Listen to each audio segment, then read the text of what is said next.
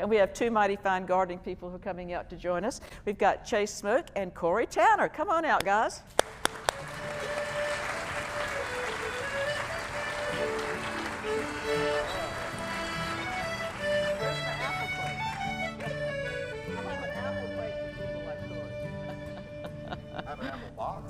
Yeah, we brought it over. That's the one they make me stand on when I'm standing next to you in a segment.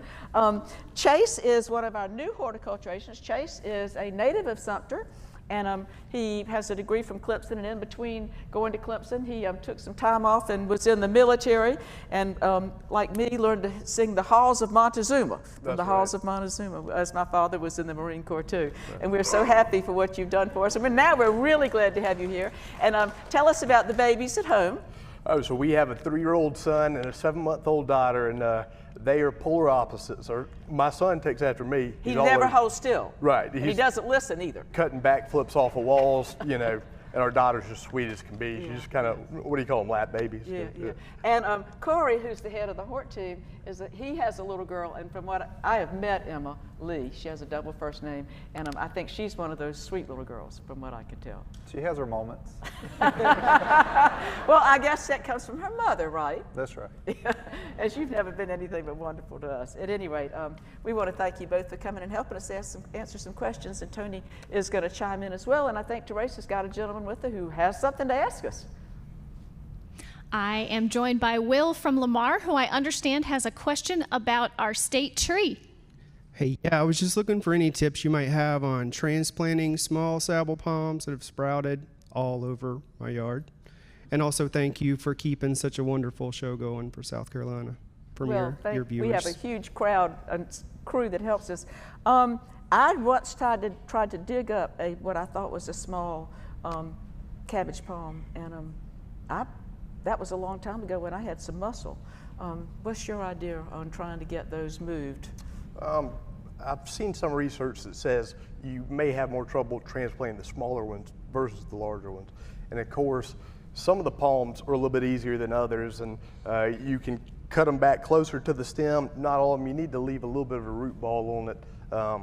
But most of the time, you know, it's not too bad to do it, not too hard to do it. I think the springtime, make sure you have plenty of water on it, because that can limit its ability to Why do they cut the fronds off when they transplant them? Is it because the root system has to completely regenerate and that you just can't have that much transpiration? No, it's just practicality standpoint, packing and loading into a truck to ship. Most of the palms that you purchase in South Carolina usually come from Florida.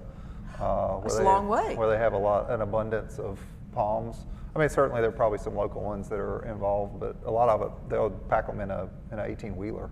And it's a lot easier to do that without the fronds. Okay. It'd be like if you had long hair and it was blowing in the wind. Yeah, that's right. Yeah. Better to have a military crew cut. Okay. All right.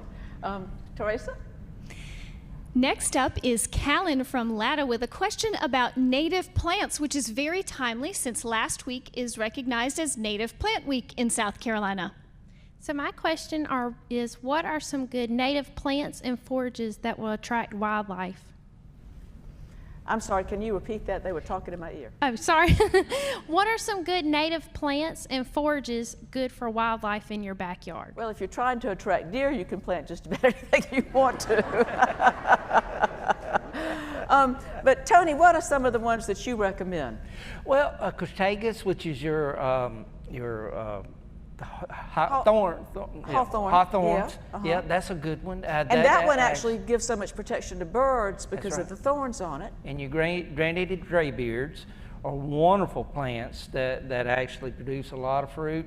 And the male one is the one that's really showy. A lot of people have in their yard, but the female one is the one that produces the fruit too. Okay. What would you like to add to that? Well, I mean, we have so many native plants, it kind of depends on what you want to attract. So the key is to have a diversity of native plants, so not limit yourself to 15 or 20, but find a good diverse palette of things that like your local environment. And I think that it depends on whether or not you're trying to provide cover or food. And I tell you, an eastern red cedar, to me, a lot of people just poo-poo eastern red cedars, but they are a great plant, and the females have fruits as well as giving great coverage for the birds. Who's up next? Next is Cleo from Sumter with a question about roses. Hi. I'm originally from Arizona, and I'm used to growing roses. And we moved here about 4 years ago, and I've killed about 8 rose bushes. Help me stop murdering them. How to grow roses here in our climate. Ah, you know what?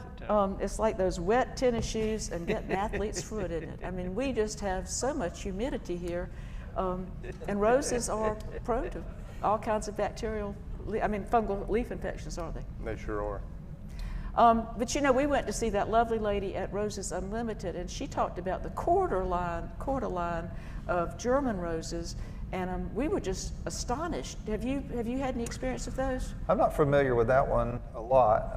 I do know that there's been a lot of work done by the University of Tennessee and Texas A&M University for southeastern roses. So those are a couple of good lines. They've actually tested some of the same varieties in different in those 2 different climates, and we're fairly similar to East Tennessee. So I mean, and I like a lot of the old-fashioned roses. I know people like the ones that rebloom, but I like the ones that are kind of one and done. And sometimes they have such a nice fragrance. Don't you think there is a tendency with the new plant research that's going on, Cory, to try to find things that are going to be less prone to diseases so that people don't have to rely so much on doing things to the plants, but if they pick the right plant and put it in the right place, it's not going to require as much temperamental attention? Yeah, absolutely. I mean, we are in a harsh climate, so finding things that are bred to survive our local climates is key. Okay. Well, I want to thank y'all so very much for being with us tonight, and we'll see you after the show. It's a pleasure, and congratulations on 25 years. All righty.